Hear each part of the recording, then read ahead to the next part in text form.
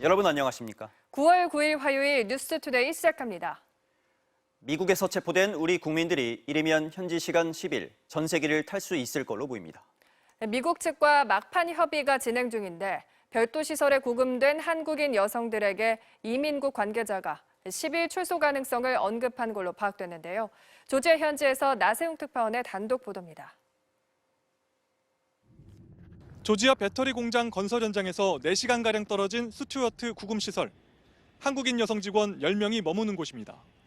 체포 당일 남성 직원들과 똑같이 케이블 타이로 손이 묶인 채 버스에 올라야 했고 구금시설에서 오렌지색 수영복으로 갈아입어야 했다고 이들을 면담한 회사 관계자가 MBC에 전했습니다. 대부분 20, 30대 젊은 여성인 직원들은 면담에서 영화에서 보던 일을 당할지 몰랐다고 말했습니다.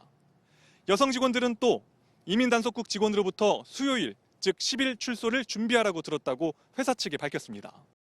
실제 출국을 위해 현장 대책반이 여권 발급 등을 지원하고 있는 것으로 파악됐습니다. 다만 아직 이민국 분류 심사 등 기초 절차는 여전히 진행 중이어서 일정을 확정짓진 못하고 있는 것으로 보입니다.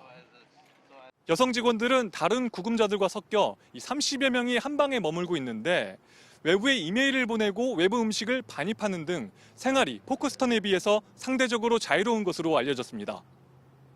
현장 대책반은 사흘째 포크스턴과 스튜어트 구금시설에서 면담과 실무협의 등을 진행했습니다. 기술적인 상황이고 행정적인 상황들 여러 가지 어려움들이 많이 생기고 있는데 그런 것도 빨리 해결하고 하도록 하고 있습니다. 우리 정부는 이르면 오는 10일 수요일 전세기를 띄워 자진 출국 형식으로 이들을 귀국시킨다는 계획인데 희망자를 대상으로 1차 면담을 모두 마무리한 뒤 오늘은 동의 절차 등을 밟고 있는 것으로 알려졌습니다. 조기중 워싱턴 총영사는 자진 출국을 하더라도 5년 입국 제한 조치는 없을 것이라고 설명했습니다. 조지아에서 MBC 뉴스 나세웅입니다. 이재명 대통령이 여야 대표를 만났습니다. 각 당에서 선명성을 드러내며 당선된 여야 대표들은 일단 손을 맞잡으며 대화 복원에 공감대를 나타냈고 민생경제협의체도 구성하기로 했습니다. 정상빈 기자입니다. 빨간색, 파란색이 교차하는 넥타이를 메고 오찬장에 입장한 이재명 대통령. 먼저 국민의힘 장동혁 대표와 악수를 나누자 옆에 있던 더불어민주당 정청래 대표도 손을 내밀었습니다. 대통령을 중간에 두고 양옆에 선 여야 대표까지 셋이 함께 손을 맞잡은 겁니다. 첫 발언 기회는 야당 대표에게 줬습니다. 전 대통령께서 여야가 머리를 맞대고 대통령과 함께 여러 민생 문제에 대해서 고민할 수 있는 대화와 소통의 자리를 마련해 주셔서 감사합니다. 장 대표는 이어 미국 조지아주 체포 사태와 한미 관세 협상, 북중러의 위협 등 현안에 대한 우려를 전했습니다. 그동안 국민의힘에 날을 세웠던 정청래 민주당 대표도 대화 복원을 희망한다고 말했습니다. 오늘은 하모니 메이크가 된 것 같습니다.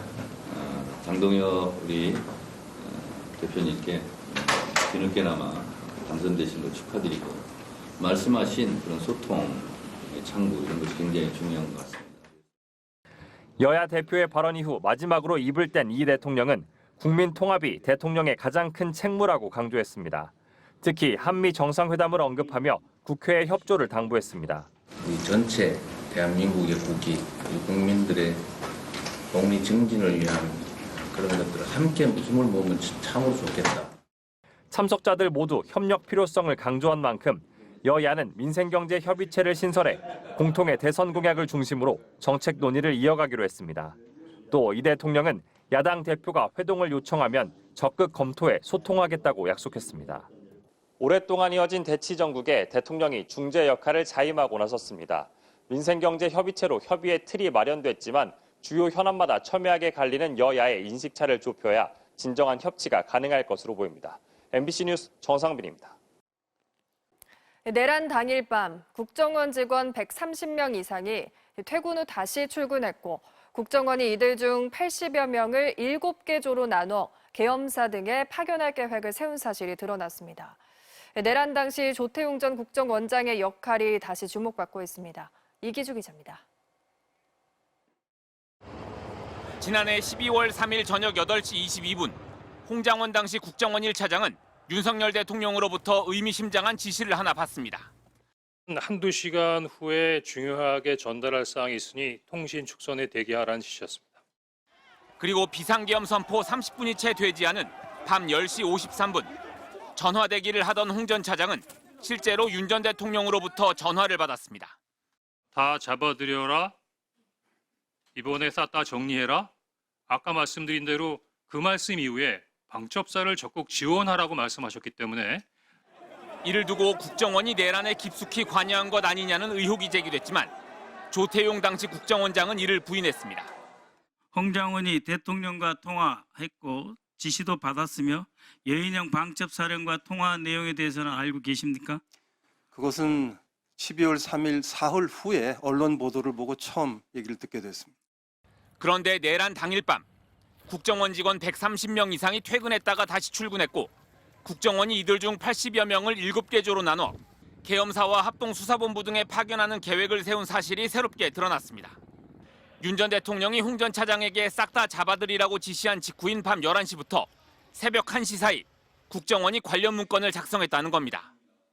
10여 명으로 꾸려지는 1개조는 당정 고위 간부, 특수부대 게릴라, 침투 간첩 등을 담당하고 1개조는 이탈 주민을 담당하기로 하는 등 문건을 작성한 곳은 과거 대공수사를 맡았던 안보 담당 부서, 국정원 2차장 산하에서 계엄 업무를 관장하는 곳인데 국정원의 수사권을 부활시키는 방안도 포함됐습니다.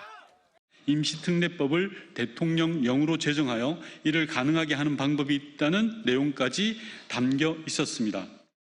문건 작성 약 30분 뒤 조 전 원장은 실제로 국정원 1, 2, 3차장 등 간부 5명과 정무직 회의를 열고 계엄군 지원을 논의했습니다.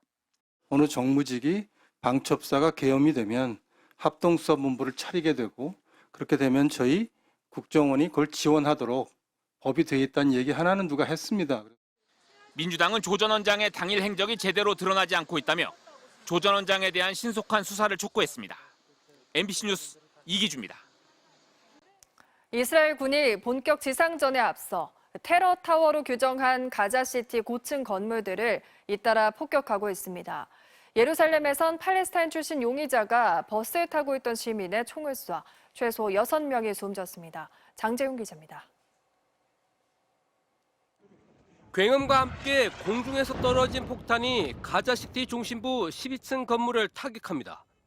먼지 기둥이 피어오르더니 두 번째 폭격에 그대로 무너져 내립니다.